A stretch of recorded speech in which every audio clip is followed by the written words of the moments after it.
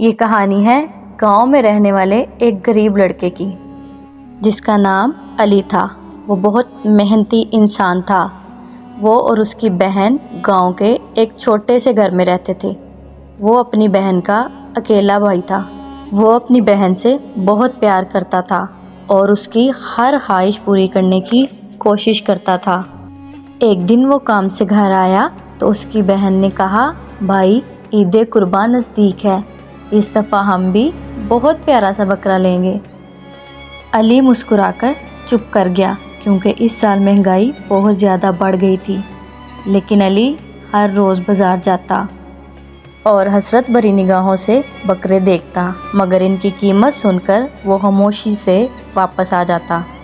گھر واپس آتا تو بہن سوال کرتی، لیکن علی کے پاس بہن کے سوالوں کا کوئی جواب نہیں تھا۔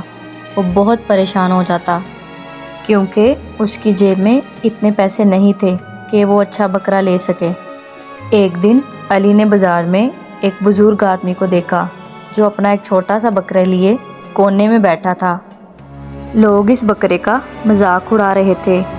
بوڑھے آدمی نے کہا، بیٹا، میرے پاس کھانے کے پیسے بھی نہیں ہیں، اگر تم یہ بکرا لے لو تو میری بھی تھوڑی مدد ہو جائے گی۔ علی نے اپنے جمع پونجی نکالی اور یہ بکرا خرید لیا۔ جیسے ہی علی بکرا لے کر گھر آیا تو کچھ لوگ ہنسنے لگے، کیا دبلا پتلا بکرا لے آئے ہو؟ مگر علی نے لوگوں کی باتوں کو نظر انداز کیا۔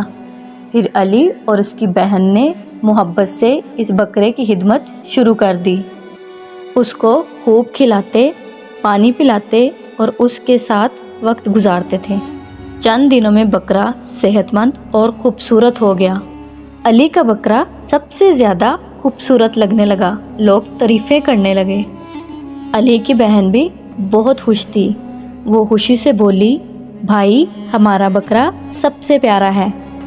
علی مسکرایا اور بولا، اصل خوبصورتی بڑے یا مہنگے بکرے میں نہیں، محنت اور نیت میں ہوتی ہے۔ اس دن گاؤں والوں کو احساس ہوا کہ مہنگائی انسان کی خوشی نہیں چھین سکتی اگر دل میں صبر اور محبت ہو تو۔ اس طرح ایک غریب بھائی نے اپنی بہن کی اس خواہش کو بھی پورا کر دیا۔ اگر یہ کہانی پسند آئی تو چینل کو لائک کریں، سبسکرائب کریں۔